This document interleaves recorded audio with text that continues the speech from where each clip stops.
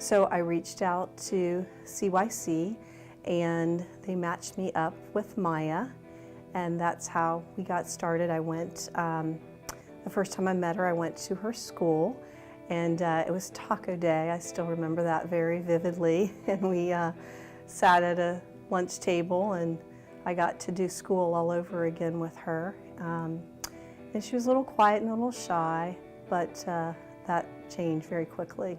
I made a commitment to myself when I met her and eventually met her siblings that I would never let them down no matter what happened, because I watched that happen to them, and I wanted to make sure that I was the one stable person in their lives. How being a mentor has changed my life is that it's changed everything. I always wanted children of my own, and that never happened, but they consider me their mom. I get cards on Mother's Day. We go to church together. They tell me that they love me all the time. I just tell them to take care of me when they're old. That's what they get to do for me. But it just changed my life in every way, and just realize what a difference, again, that even one person can make, and the ripple effect. We do outreach throughout the city. We do community service. We do sock drives in October for Gospel City Mission. We do earring drives for the women's shelter. We also have done a fork drive for our daily bread, and we've done purse drives. I actually have a young lady who just recently inboxed me and told me she is doing missionary work in Australia. So it's really a proud thing for me as the founder of Sisters of SCPA to see that what I planted in these young ladies, it's developing, it's growing. I also have another young lady who goes to UC Blue Ash. She developed a sister group at the University of Cincinnati based on the group that she was in at SCPA. It makes me very proud. You know, sometimes when you try to uplift and inspire the youth, it's a battle. It's a battle, and you're not sure if you won the battle, and it's not obvious that you won the battle.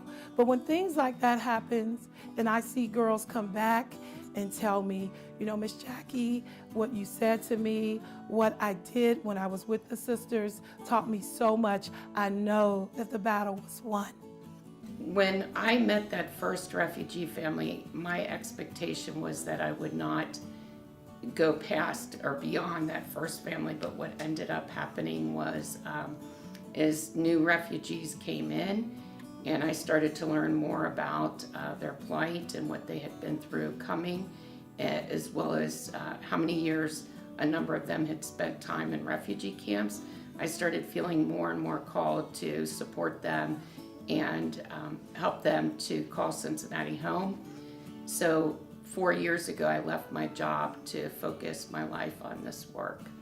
The motivation I get is from the success of the kids I support or the adults that I support. Every time I see one of them graduate or learn how to drive or win a soccer game or do a piece of art, recognize a skill set that they didn't have, for example, learning how to play the violin or being part of the Cincinnati Children's Choir and sitting next to their parents and seeing them cry because they're so proud. They had no idea their child could perform the way that they did, and with such passion, and knowing that they have the same opportunities that my own children have and are able to live basically the same life as my children.